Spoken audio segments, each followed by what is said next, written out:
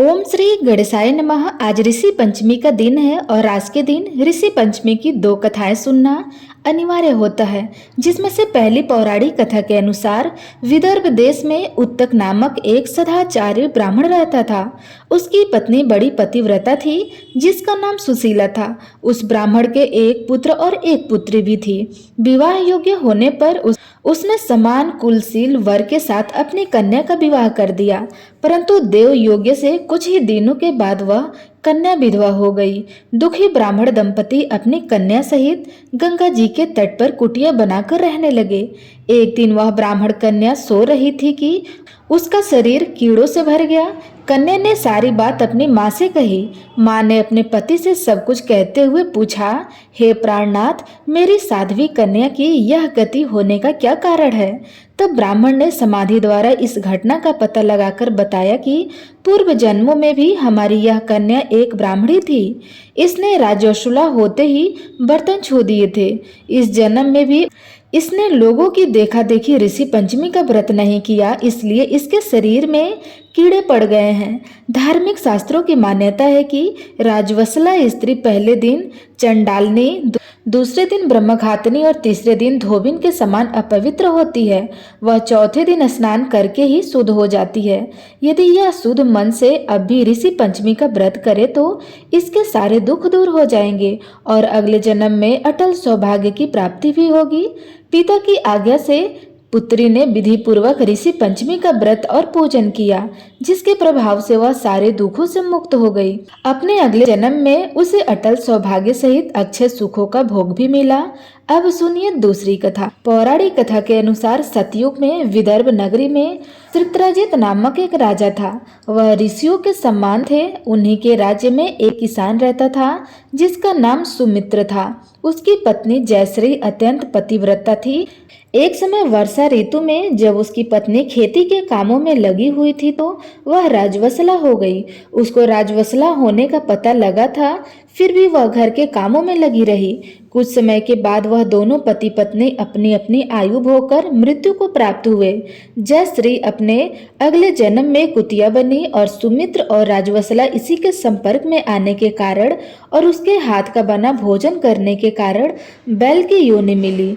क्योंकि ऋतु दोष के अलावा इन दोनों का कोई अपराध नहीं था, इस कारण इन दोनों को अपने पूर्व जन्म का समस्त विवरण याद रहा।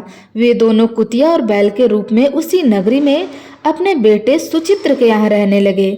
धर्मात्मा सुचित्र अपने अतिथियों का पूर्ण सत्कार किया करते थे।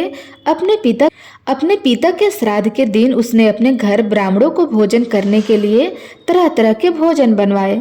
जब उसकी पत्नी किसी काम के लिए रसोई घर से बाहर गई हुई थी तो एक सांप ने रसोई की खीर के बर्तन में विष उगल दिया। कुतिया के रूप में सुचित्र की माँ दूर से यह सब देख रही थी। पुत्र की बहू के आने पर उसने अपने पुत्र को ब्रह्महत्या के पाप से बचाने के लिए खीर से भरे उस बर्तन में मुंह डाल दिया। सुचित की पत्नी चंद्रावती से जब कुतिया का ऐसा करना ना देखा गया तो उसने चूल्हे में से जलती लकड़ी निकालकर कुतिया को मार डाला। बेचारी कुतिया मार खाकर इधर उधर भागने लगी। में जो जूठन आदि बची थी वह सब सुचित्रा की बहू अक्सर उस कुतिया को डाल देती थी, लेकिन उस दिन क्रोध के कारण उसने वह भी बाहर फेंकवा दी। सब खाने का सामान और खीर फेंकवा कर उसने बर्तन साफ करके दोबारा खाना बनाकर ब्राह्मणों को भोजन करवाया। रात के समय भूख से व्याकुल होकर वह कुतिया बैल के रूप में रह रहे अपने पूर्व पति के पास जाकर बोली, हे स्वामी, आज तो मैं भूखी से मरी जा रही हूँ। वैसे तो मेरा पुत्र मुझे रोज ही खाने को देता था, लेकिन आज तो मुझे कुछ नहीं मिला। सांप के विष वाले खीर के बर्तन को अनेक ब्राह्मण हत्या के भय से छूकर उनके न खाने योग्य मैंने कर दिया था। इसी कारण उसकी बहू ने आज मुझे बहुत मारा, खाने को कुछ भी नहीं दिया।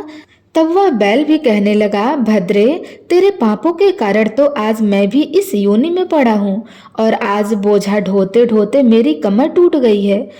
आज तो मैं भी दिन भर हल में ही जूता रहा। मेरे बेटे ने आज मुझे भोजन ही नहीं दिया और मुझे मारा भी बहुत। मुझे इस प्रकार कष्ट देखकर उसने इस श्रद्धा को तो निष्फल कर दिया। अपने माता पिता की इस बातों की सुचित्रा सुन रहा था। उसने उसी दोनों को भरपेट भोजन कराया। फिर उनके दुख से दुखी होकर वह वन की ओर चल गया। वन में जाकर ऋषियों से पूछा कि मेरे माता पिता किन कर्मों के कारण इस नीच योनि में प्राप्त हुए हैं और अब किस प्रकार से उन्हें इस योनि से मुक्ति मिल सकती है। तब ऋषिगण कहने लगे कि तुम अपने माता पिता की मुक्ति के लिए अपनी पत्नी सहित ऋषि पंचमी का व्रत करो और उसका फल अपने माता पिता को दान में दो। भाद्रपद महीने के शुक्ल पक्ष की पंचमी को मुख शुद्ध करके स्नान करके मध्याह्न में नदी के पवित्र जल में स्नान करना। नए साफ स्वस्थ वस्त्र पहनकर अरुंधति सहित सप्त ऋषियों का पूजन करना। इतना सुनकर सुचित्र अपने घर वापस लौट आया और अपनी पत्नी सहित विधि विधान से पूजन और व्रत किया। उसके पुण्य से माता पिता दोनों पशु योनि से मुक्त हो गए। इसलिए जो भी महिलाएं श्रद्धा पूर्वक ऋषि पंचमी का व्रत करती हैं वह समस्त संसारिक सुखों को भोग कर बैकुंठ लोक को जाती है और उसे किसी प्रकार के अशुद्धि का दोष भी नहीं लगता है।